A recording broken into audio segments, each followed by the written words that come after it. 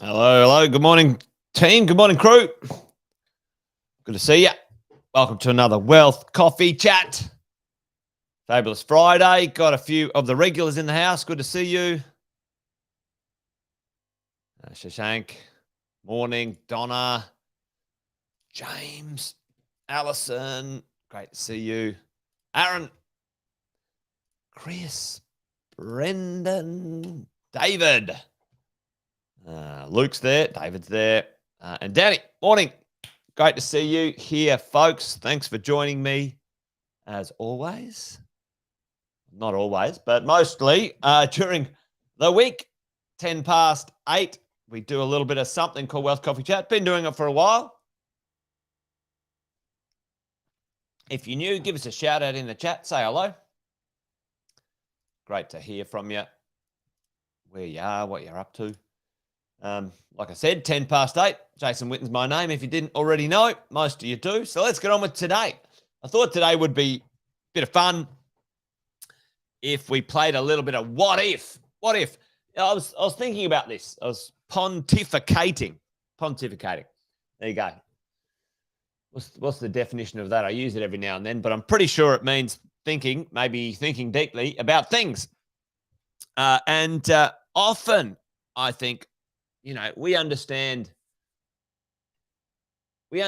some rules, so some dynamics in nature, in the universe. Well, we understand some. Maybe we don't understand all of them. But one of the interesting things that I was reading about, thinking about, looking at the other day was Isaac Newton's law of motion. Or momentum, I think it is. Isaac Newton's law of momentum or motion. Tell me in the chat, do you guys know what it is? Isaac Newton's law.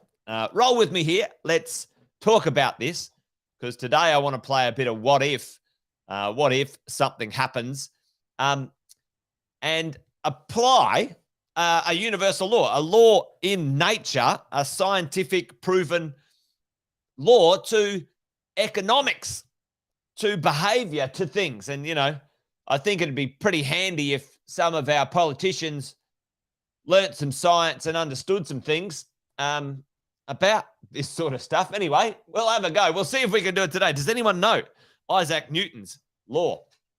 There's a few of them, actually. I think he's got a few there. But tell me, what do you guys know? Do you know it? And if you don't, that's okay. An object will continue in motion until external force is experienced. Yep. I think there's a plenty of description there. I think this is a shortened one. Isaac Newton. For every action, there's an equal and opposite reaction. Okay.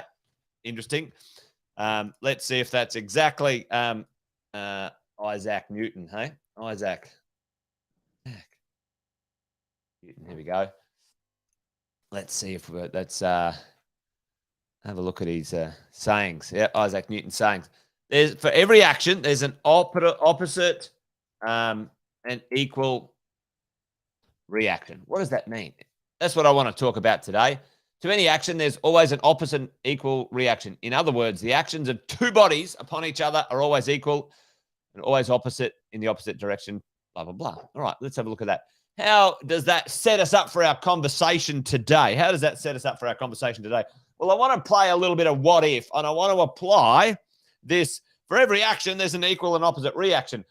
Somewhere else, and how governments intervene, how pontificate. Hopefully I'm being dogmatic, Chris. Not pompous, but, you never know. If you don't know me that well, maybe I do sound a bit pompous. But anyway, I'll roll with whatever it works like. Thank you for the definition. There you go. I love that. All right. Equal and opposite reaction. Let's put this in context for today's conversation, because we're property investors, aren't we? But also we're people of the planet, humans. Let's have a look at governments. Let's have a look at governments and they're making decisions, and have a look on the other side here. Right, let's talk about this one. Thankfully, this got canned, but let's have a look. Queensland. The Queensland Premier said, oh, you know what I'm going to do? All these people are coming to Queensland. They're not paying land tax here because, they live in Melbourne or Sydney. They own properties down there. We want to gouge them for land tax. We want to change the law. Matter of fact, the proposal of land tax in Queensland, and I better get on with it today because I've got a few I want to talk about. So, here was the proposal. This is what the Premier proposed. Land tax in Queensland. If you buy property in Queensland, land tax is meant to be a state-based tax, right? It's meant to be state-based, okay? So the law says it's state-based, and it's meant to be state-based, okay? So then Queensland said, well, you know what? We understand it's state-based, but we want to gouge you for more money because we're a bunch of muppets. So what we want to do is we want to add up the properties in, let's say, in Melbourne or Sydney or any other state in Australia that you own, and we want to tax you. We want to calculate the tax you owe us based on all of those properties you own, which, by the way, is illegal. That's called double taxing. Our tax system, it's illegal to double tax you, right? Totally 100% illegal. But they don't care. It's like, you know what? We're going to propose something illegal. So let's tax the punters, not only on the properties they own in Queensland, but as a calculation of the properties they don't own in Queensland, right? So ludicrous. Thankfully, it got shelved, right? Yeah, it got shelved. So let's do this. Let's do the Newton's law, equal and opposite reaction. Tell me in the chat, what do you think a few things, would have happened with this? Okay, Queensland was doing quite well. Queensland had some momentum. Queensland was attractive. People were moving there. Queensland was the beneficiary, the knock-on beneficiary of all of this stuff, right? So now some consequences of that would have been less money flowing into the state, then less income for the state, and then sort of, economic issues into the future. People would have avoided Queensland. So the money they thought they would have made, right, they would have lost. It would have been negative in the millions, tens and tens of millions, because what is money that Queensland makes when people buy here in Queensland? Tell me, what's a big chunk up front that people make or the government makes? Stamp duty, right? And stamp duty was meant to be abolished or gotten rid of when the GST came in. There's another lie and broken promise by governments everywhere. Anyway, so stamp duty. So what this idea was is like, let's gouge, some people. Now, it wasn't going to be everyone. Let's gouge some people this illegal tax so we can try and get some money. And then what the consequences of that would have been, investors were like, yeah, we're out. Melbourne, here we come. Yeah, I'm going to a better state. So they would have taken their money out elsewhere And the land tax they would have gained, let's say, on one property might have been, a couple of $1,000 versus the stamp duty, folks, of $30,000. So brain dead, right? Going after $2,000, and the consequences would have been losing $30,000 worth of revenue. The compounding effect would have been shit house, brain dead. Short-term gouge, long-term disaster. Yep, it would have been an issue on supply. It would have been an issue, on the state's ability. Anyway, disaster. All right. Okay, let's do another what if. Let's do this one. Has a good concept. All the landlords are evil bastards and, so-and-so's. Let's gouge them. No, we should just ban, you can't put your rent up for 2 years. All right, so let's just do a what if on that one, right? The Greens are lunatics when it comes to this stuff. Okay. Yeah, okay. Well, our interest rates go from 2% to 6%, right? 6%, right? 2% to 6%. That's the cost of our interest as investors. So our rents were kind of there. So then they go, no, for 2 years, you can't put your rent up.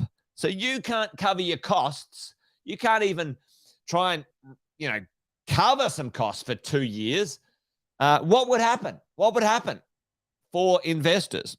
Not only this, there would be a disaster of investors. And again, it would have a knock-on effect on supply. Supply would go down. Who would do it? Valuations would plummet, go down. Defaults on mortgages go down. Bank shares go like lunacy, right? And then let's say if people made it to the 2 year mark, what would they do on year 2 after 2 years of pain, stupidity, not being able to increase prices just a little bit at a time? What would happen? If my rents were $400 a week here, and I have to wait 2 years and be kicked the shit out of, economically for 2 years because some turkey still lives at home with his mum and doesn't pay rent, or have a mortgage, massive increase of rent. You know what happens? The shock, you'd go from $400 to $800 a week. That's what would happen. And all that does is it kicks the can down the road a little bit for political gain. Oh, look, they paused it. They saved me some pain for a year or two, and they kicked it down the road for later, right? Brain dead, all right? The problem with these concepts is there is zero thinking about any consequences into the future, right? This is popularity, trying to find a voter base, young people who can't get into the property market, having some challenges or problems, looking for a vote. It's gross. It's stupid, right? Talk about the reality of things.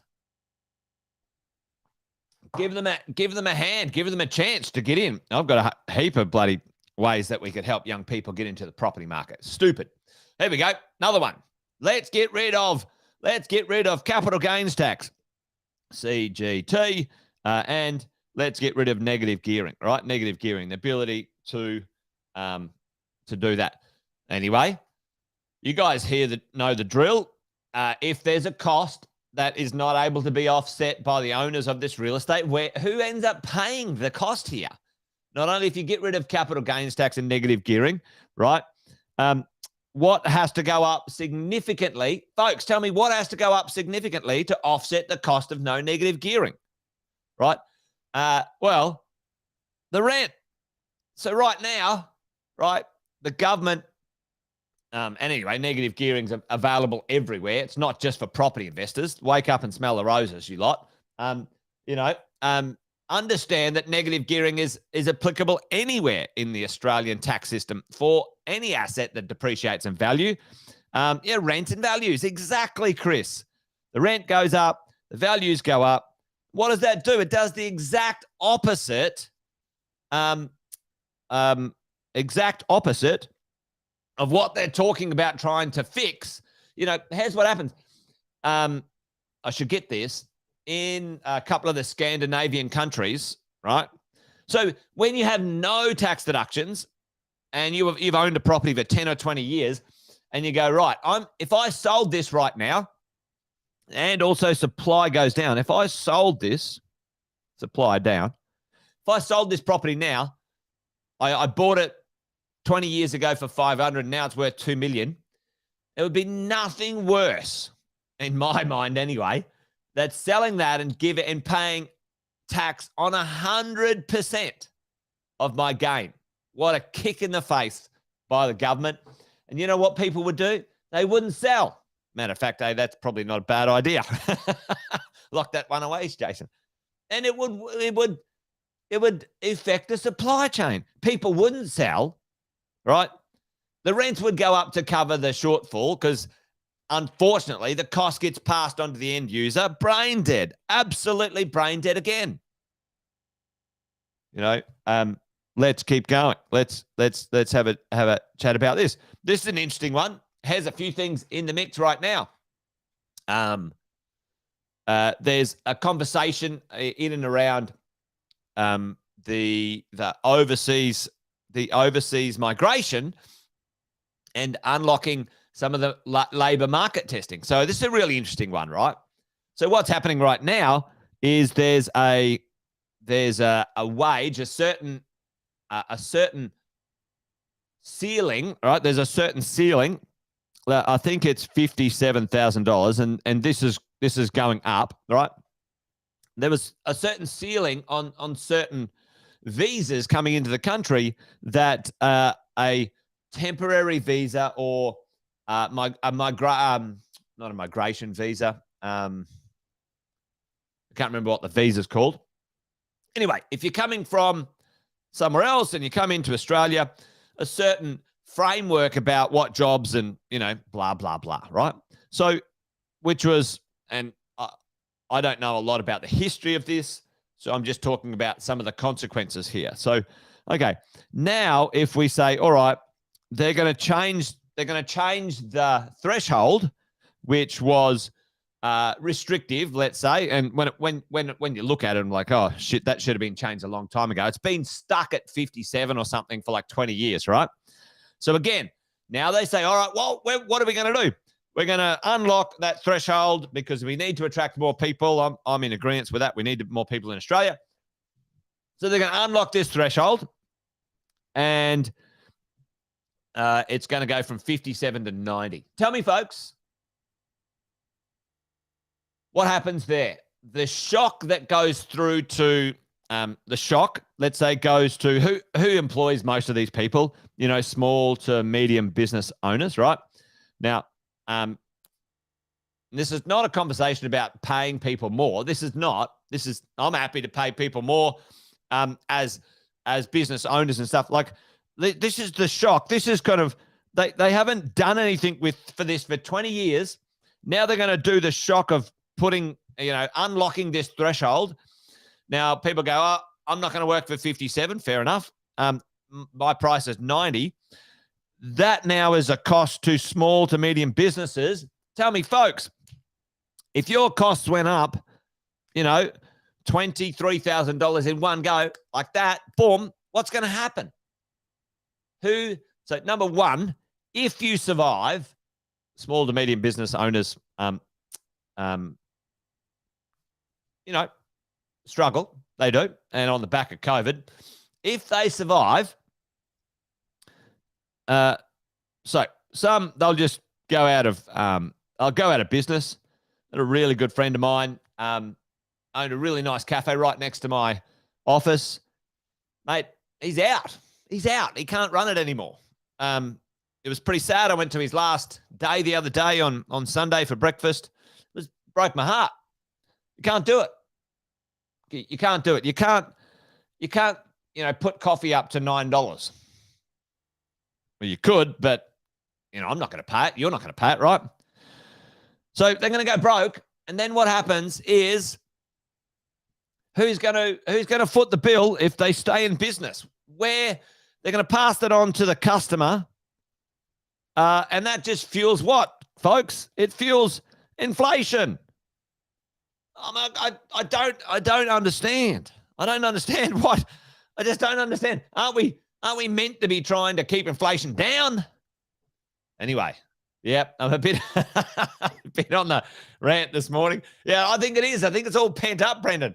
I think I've got to get Andy back on the Wealth, Wine, and Wisdom to release my rants. So there you go, my Friday afternoon release. There's another one. We did a threshold for first home buyers in Sydney. What happened? When you artificially create a threshold, artificially create like a boundary that what happens? You go, right, up to 1.5 million in Sydney, all of the first home buyers pay, less stamp duty and have less issues. Well, what happens to that price point, folks? What happens to that price point, right? It's artificially stimulated by more buyers in that price point than there is supply. And now 1.5 disappears and everything's 1.6, right? Wake up and smell the roses.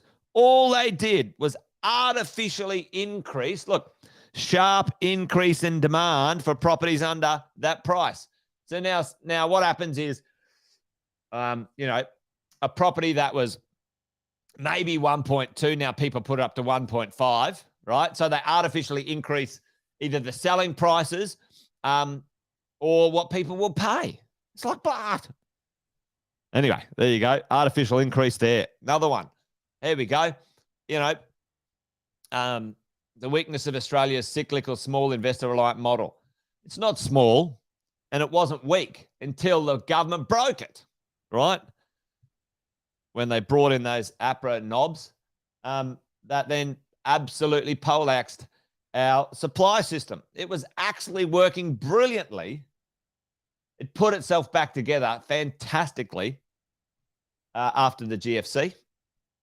Anyway, that's my opinion, right? So here we go. What's going to happen? The government has broken something that has worked well for decades. They broke it. And now what are they going to do?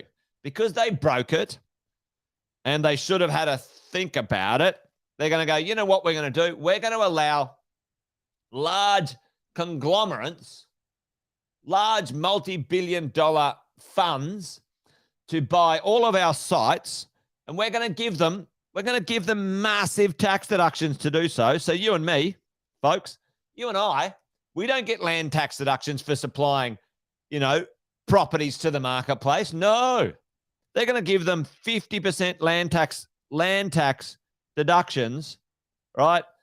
And they're going to give them all these other benefits. They're going to give them access to low funding, 3% loans to construct these things. So all that's going to happen, what happens? Now those properties, 70% of the development sites in Melbourne purchased in the last 12 months, which is the high density ones, built to rent, folks. What does that do? What does that do to the owner-occupier, high-quality supply chain? It's gone, right? It's over, right? How can that recover? How can our supply chain recover?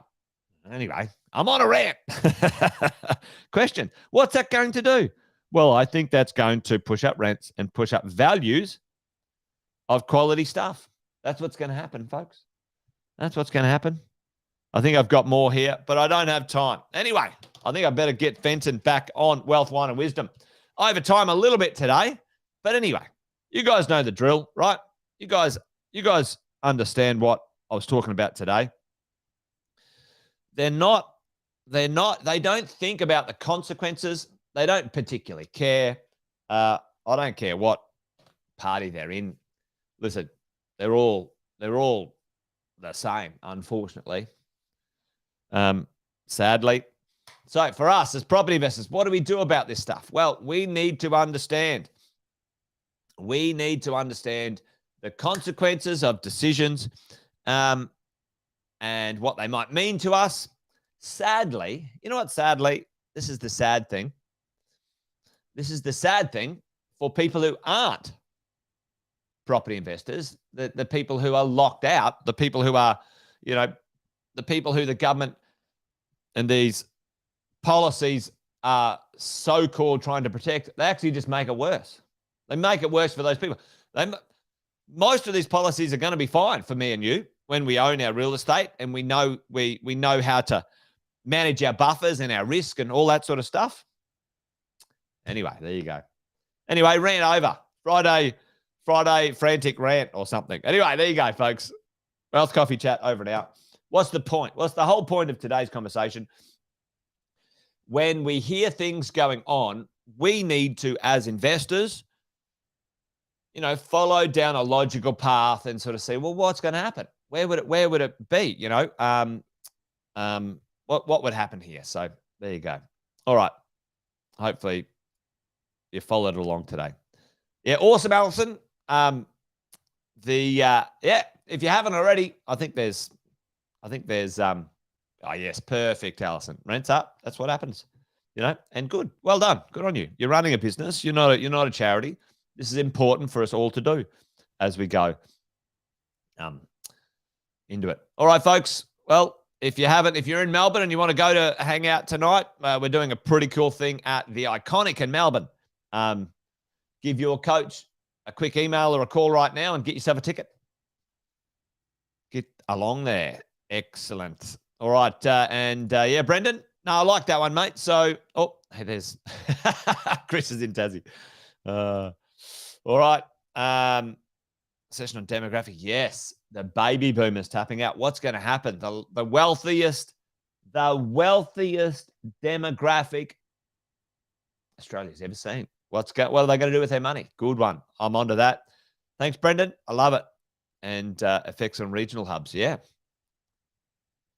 Yeah, there is that ripple happening, Brendan. All right, great. As Brendan's doing, folks, if there's anything you want me to cover, let me know. I like both of those suggestions, Brendan. Thanks, mate. Awesome stuff. I'll make sure I get onto that. You guys have an awesome weekend, and we'll catch up next week. Wealth Coffee Chat done and dusted. Over and out. Remember, we've got a couple sayings around here. This thing's a marathon, not a sprint. It's going to take time. And buy well, don't sell. That's what we talk about. All right, folks. Have a good one.